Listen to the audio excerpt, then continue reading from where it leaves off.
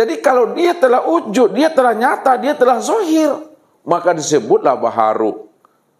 Tapi kalau dia belum wujud, dia belum nyata, dia belum zahir, maka disebutlah namanya qadim. Ya, disebut qadim dia belum zahir, itu bahasanya. Disebut qadim dia belum wujud. Qadim namanya. Tapi setelah dia zahir, disebutlah zahirnya itu baharu. Atau disebut juga namanya dengan makhluk. Nah, itu dia.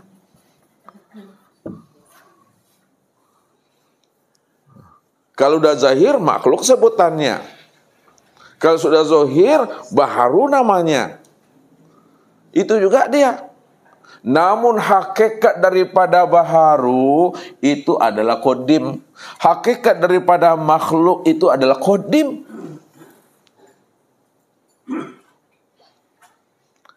Jadi kalau dirinya adalah qadim, maka zahirnya juga adalah qadim. Kalau dirinya adalah qadim, segala yang wujud itu adalah qadim itu. Ini pandangan hakikat. Kalau dirinya qadim, maka wujudnya qadim. Kalau dirinya qadim, sifatnya juga qadim. Itu maksudnya. Ya. Jadi kalau dia sudah zahir, baharu sebutannya. Kalau dia zahir, makhluk namanya. Kalau dia zahir, sifat juga namanya. Ya. Kita selalu terjebaknya di sini.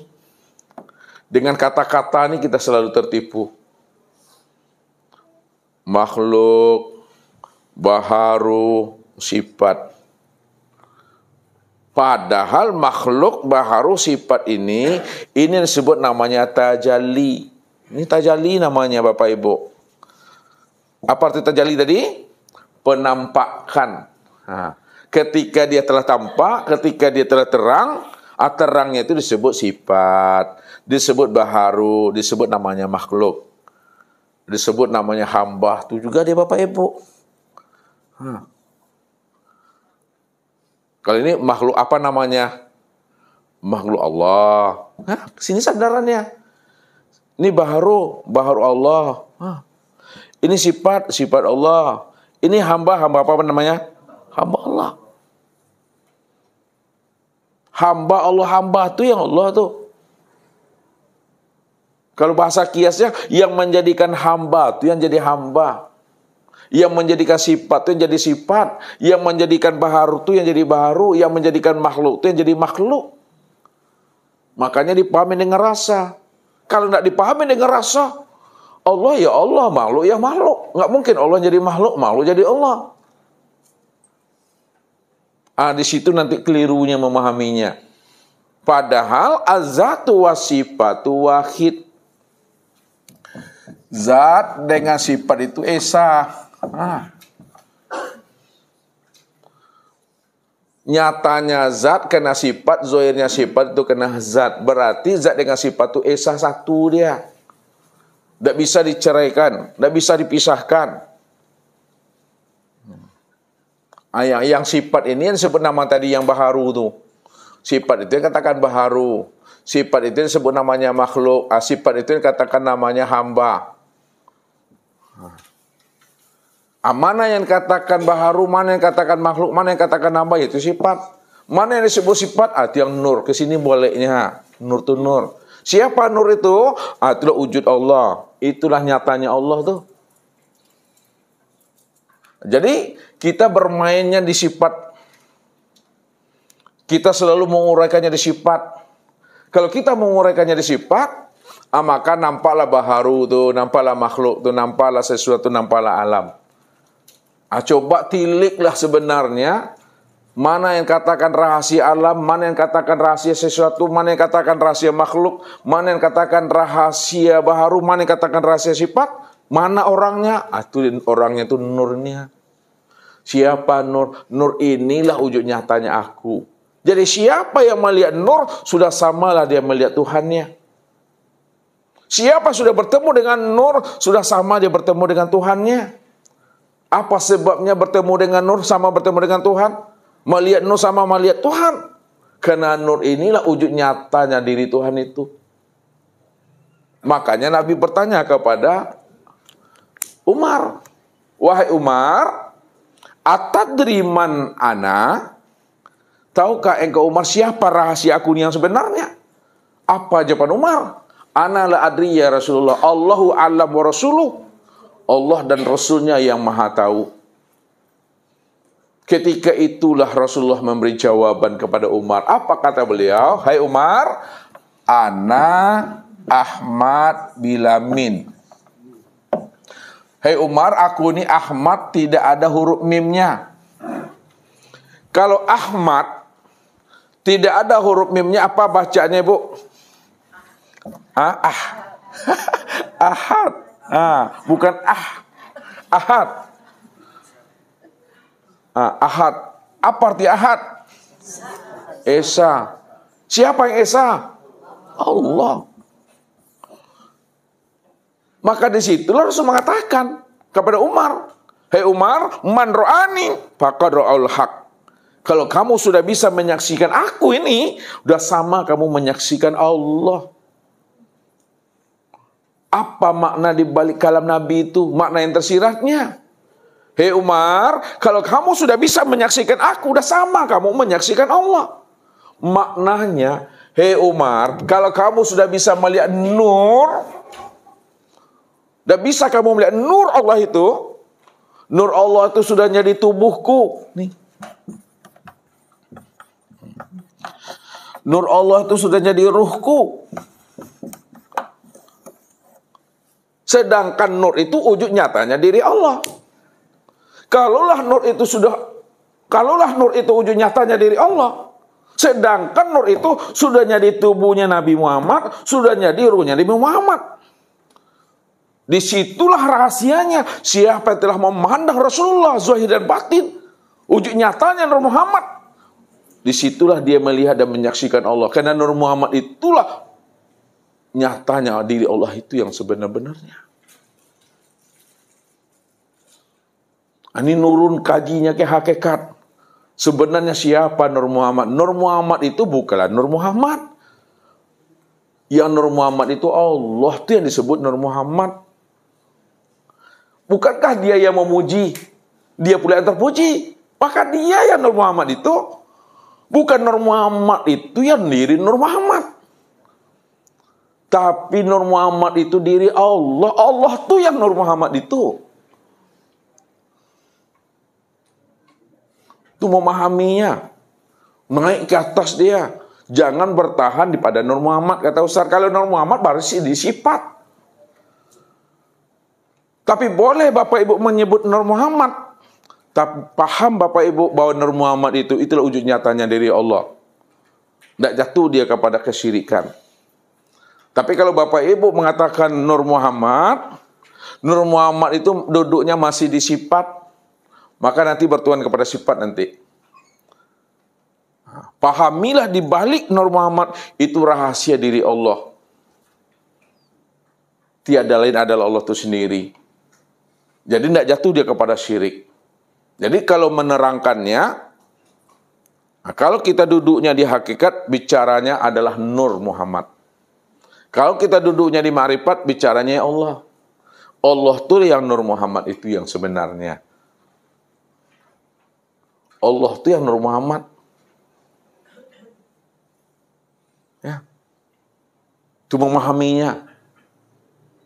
Kenapa? Karena Allah itu zat. Nur Muhammad itu sifat. Sifat itu ada di dalam diri zat. Kalau tidak ada zat, tidak ada sifat. Kalau tidak ada zat, tidak ada sifat. Maka sifat ada dalam diri zat itu. Ini yang katakan adanya kita di dalam tiada. Adanya sifat itu dalam diri zat. Itu maksudnya adanya sifat dalam tiada itu. Nah. Namun Allah dengan Muhammad, zat dengan sifat tidak pernah berpisah dia. Contoh tidak pernah berpisah. Nah, ketika Bapak Ibu memandang gelas, maka apa yang terpandang pada gelas ini? kaca sebenarnya. Kalaulah yang terpandang itu adalah kaca pada gelas, lalu gelas itu apa bagi kaca? Apa gelas tuh bagi kaca? Gelas itulah kenyataan kaca. Gelas itulah bentuk wujud nyatanya kaca tuh. Ya. Situlah letak pemahamannya ketika Bapak Ibu memandang gelas, yang terpandang itu adalah kaca. Sebab gelas itu wujud nyatanya kaca. Siapa yang tidak mampu memandang kaca pada gelas, apa namanya Ibu? Dia butuh sange itu. Sekarang, kalau kita bawa zat kepada sifat kaca dengan gelas, gelas ini apa namanya? Zat atau sifat? Gelas itu adalah sifat. Sedangkan kaca itu zat. Itu maksudnya. Maka sifat dengan zat, zat dengan sifat itu esa dia.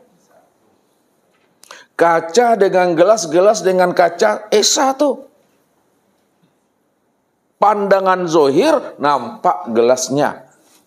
Pandang zohir. Pandangan batin, tampak kacanya. Maka pandanglah kacanya apa yang dipandang oleh mata. Walaupun wujudnya itu gelas, walaupun wujudnya itu piring, tapi pandanglah kacanya pada gelas, pandanglah kacanya pada piring. Bisa paham bahasa satu? Pandanglah kacanya yang nyata pada piring, pandanglah kacanya yang nyata pada gelas. Bahwa sesungguhnya piring dan gelas itulah wujud nyatanya kaca itu. Karena dia nggak pernah berpisah. Maka disitulah kata kaca, wahai gelas, di mana ada kamu, situ ada aku. Apa kata kaca kepada piring? Wahai piring, dimanapun kamu berada, aku tetap selalu hadir bersama dirimu. Paham Bapak Ibu memahami itu? Apa firman Allahnya itu? Wahuwa ma'akum aina ma kuntum. Dianya Allah bersama kamu di mana saja kamu berada. Itu artinya dibawakan ke kias ini, kaca itu tetap hadir bersama gelas dimanapun gelas itu berada. Kaca itu tetap hadir selalu beserta piring di mana piring itu berada. Zat itu tetap meliputi sifat.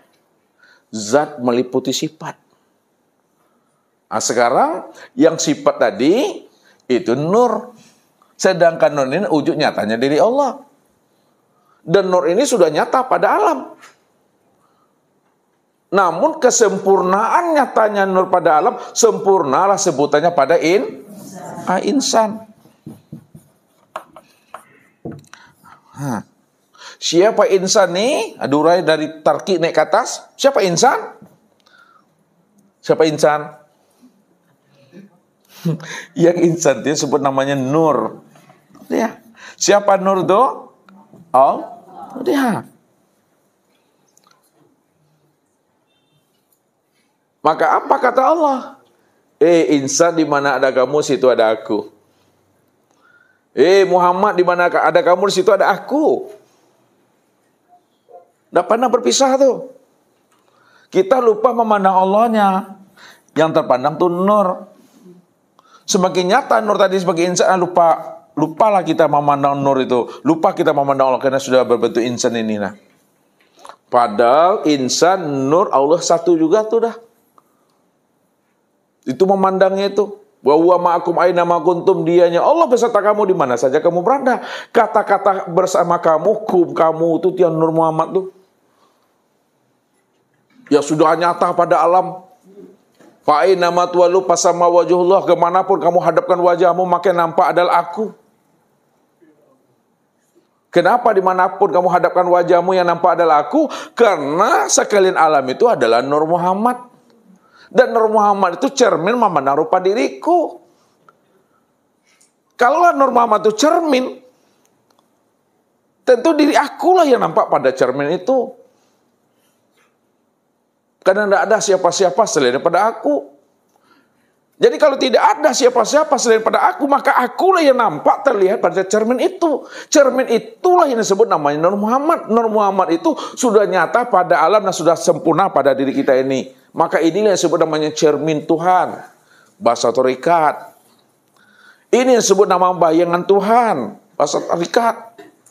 Ini yang disebut namanya wujud Tuhan, bahasa hakikat. Ini yang disebut namanya nyata Tuhan, itu bahasa hakikat. Ini semuanya tiada lain adalah aku, Allah. Rahasiakanlah diri Allah itu pada insan. Rahasiakan diri Allah itu pada diri masing-masing. Jangan disebut Allah itu manusia. Jangan dikatakan manusia itu Allah. Allah tidak pernah jadi manusia, manusia tidak pernah jadi Allah. Orang akan berpikir logika, berpikir secara rasio. Namun yang di dalam tidak akan pernah dia berubah. Walaupun kita katakan manusia adalah manusia, Allah adalah Allah, namun sebenarnya manusia itu sebenarnya adalah nyatanya akan rupa diri Allah itu. Apa kata Allah? Al-insanu nafsi.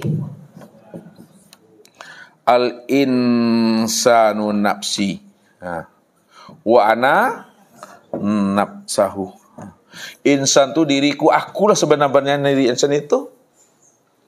Itu maksudnya. Jadi rahasiakanlah Allah itu pada insannya. Sama seperti beras dengan nasi. Beras.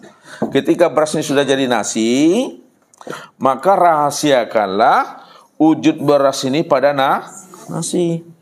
Maksudnya tak boleh nasi itu berkata aku ini beras. Kalau ada orang mengatakan nasi itu beras, apa kata orang nanti itu? Rahasiakanlah itu. Jadi nasi ini tak boleh dia berkata aku ini yang beras. Maka beras sebutlah beras, nasi katakanlah nasi. Walaupun beras mengatakan beras, nasi mengatakan dirinya nasi, namun Bapak Ibu sudah paham, nasi itu tiada lain nyatanya wujud beras itu yang sesungguh-sungguhnya. Ya, disitulah beras itu bertahwil, berganti bentuk dan rupa. Nah, kalau sudah jadi nasi, kasih air lagi, kacau lagi, jadi bubur dia tuh. Jadi buburnya. Kasih kecap, kasih cabai, kasih kerupuk, apa ayamnya, baru bubur ayam dia.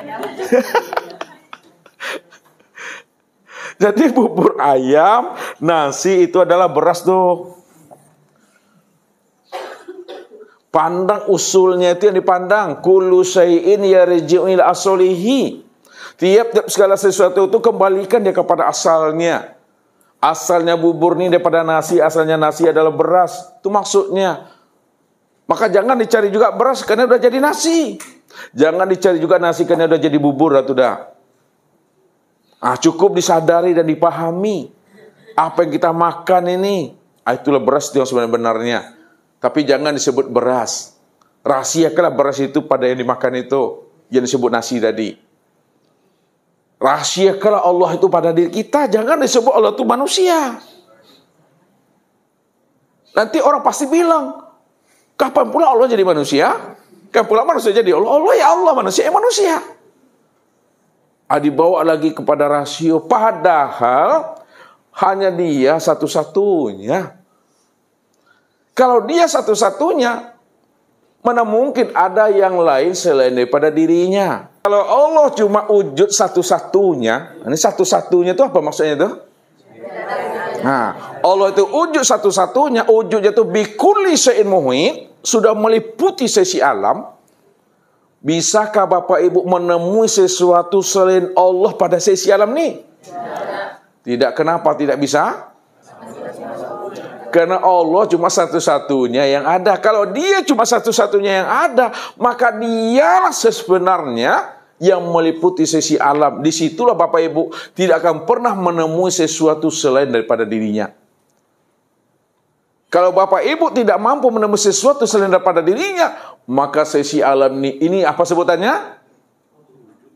Ini yang disebut wujudullah, ainullah, hakikatullah, cermin Allah, bayangan Allah. Bahasa syariatnya hamba Allah. Bahasa syariatnya makhluk. Bahasa syariatnya sesuatu. Bahasa syariatnya alam. Tuh dia tuh. Jadi alam, makhluk, sesuatu itu adalah wujudnya Allah. Itu nyatanya Allah tuh. Tuh dia. Kenapa wujudnya Allah, nyatanya Allah? Karena tidak ada sesuatu selain daripada dirinya. Hanya dia cuma yang ada. Memangnya ada yang lain selain Allah? Kan tidak ada. Kalau tidak ada yang lain selain pada Allah, maka segala yang ada itulah wujud nyatanya Allah itu. Tapi tak boleh disebut lagi. Jangan diuraikan juga lagi. Diam di situ. Pahami, sadari, imani, rasakan. Nikmati di situ. Sempurnakanlah kalam kita dengan bahasa syariatnya. Nanti motong ayam, bapak-bapak ini Allah potong Allah. Lalu makan ayam, Allah makan Allah. Jangan itu disebut. Diam, orang makrifat itu kala lisanau, diam. Diam itu udah sadar, diam itu udah paham. Kalau disebut juga, makanya rancu maknanya. Kabur lagi maknanya, nggak jelas dia lagi. Jadi kalau udah paham ya jalani aja lah, kata Ustaz. Kalau sakit dia berobat. Panik mau jual, kan tua, boleh loh, tapi jangan gini. Kami talkinkan sama-sama. Itu ya, kalau sakit dia berobat. Lapar makan, haus minum. Pas saya mengaji bubarnya oleh. Jadi tak ada lagi hal-hal yang mesti dihantarkan lagi. Udah sampai takdirnya Bapak Ibu, mati lagi Bapak Ibu nih ya. Ya. Kalau udah sampai ajalnya mati lagi itu. Nah. Atur rahasianya ilmu ini.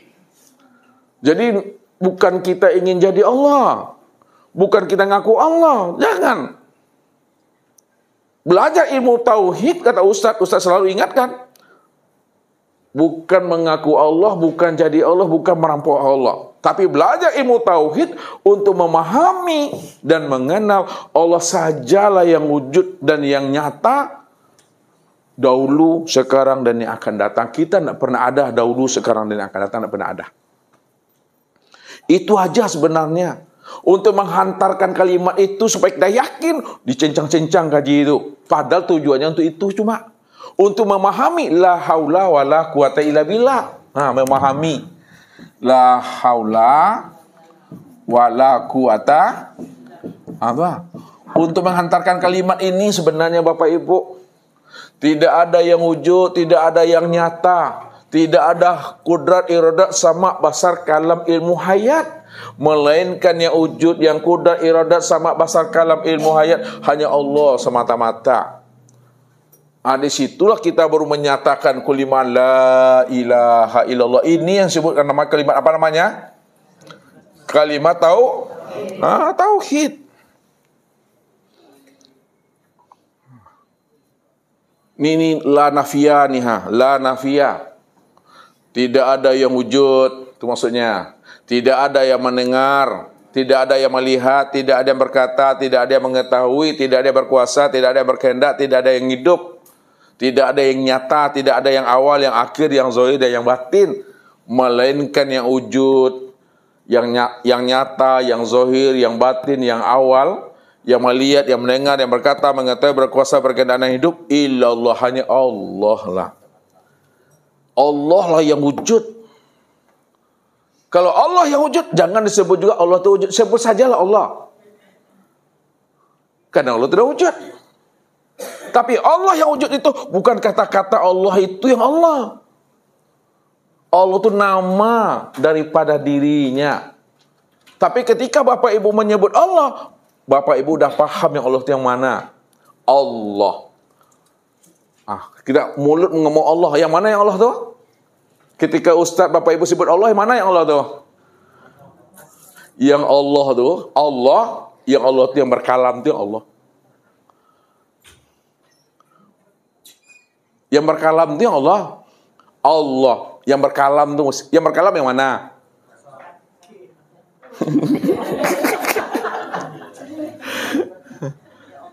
Itu yang ruh tuh. Ini yang ruh. Ini yang ruh. Yang berkalam kata Ustaz. Kan nyebut Allah tuh. Allah mana? Allah. Mana yang berkalam? Yang berkalam itu yang ruh, itu yang Allah. Sekarang ruh itu mana dia? Udah nyata dia. Ini pada tubuh tuh. Ini maksudnya. Maka tubuh inilah penampakan daripada ruh. Begitu cara mencencang kajinya lagi. Ya, Allahu Akbar. Kata. Yang Allah tuh yang berkalam, akbar tuh inilah dia semuanya. Ha. Ini dia wujud sempurnanya.